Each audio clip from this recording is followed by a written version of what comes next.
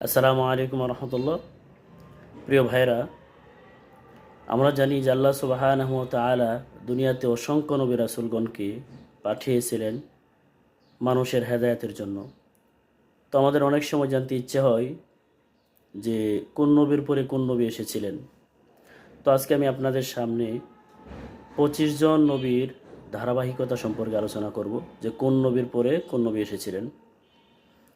তো দুনিয়াতে সর্বপ্রথম এসেছিলেন হযরত আদম আলাইহিস সালাতু ওয়াস সালাম। এরপরে এসেছিলেন হযরত শীস আলাইহিস সালাতু ওয়াস সালাম। এরপরে কোনো বর্ণনায় পাওয়া যায় যে হযরত নূহ আলাইহিস সালাতু ওয়াস সালাম, আবার হযরত ইদ্রিস আলাইহিস সালাতু ওয়াস সালাম এসেছিলেন। এরপরে এসেছিলেন হযরত হুদ আলাইহিস সালাতু ওয়াস সালাম। এরপরে হযরত সালেহ আলাইহিস সালাতু ওয়াস সালাম। এরপরে হযরত ইব্রাহিম আলাইহিস সালাতু ওয়াস সালাম এসেছিলেন। এরপরে হযরত ইব্রাহিম আলাইহিস সালাতু ওয়াস সালামের ভাতিজা হযরত লূত আলাইহিস সালাতু ওয়াস সালাম এসেছিলেন নবী হিসাবে।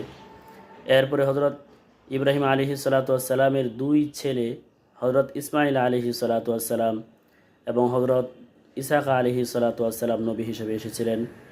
এরপরে হযরত ইসহাক আলাইহিস সালাতু ওয়াস সালামের ছেলে হযরত ইয়াকুব আলাইহিস সালাতু ওয়াস সালাম। এরপরে হযরত ইয়াকুব নবীর ছেলে হযরত ইউসুফ আলাইহিস সালাতু ওয়াস সালামের ছেলে ইউসুফ আলাইহিস সালাতু ওয়াস সালাম এসেছিলেন। এরপরে হযরত আইয়ুব আলাইহিস সালাতু ওয়াস সালাম এসেছিলেন। এরপরে হযরত জুলকিফিল আলাইহিস সালাতু ওয়াস সালাম নবী হিসেবে এসেছিলেন।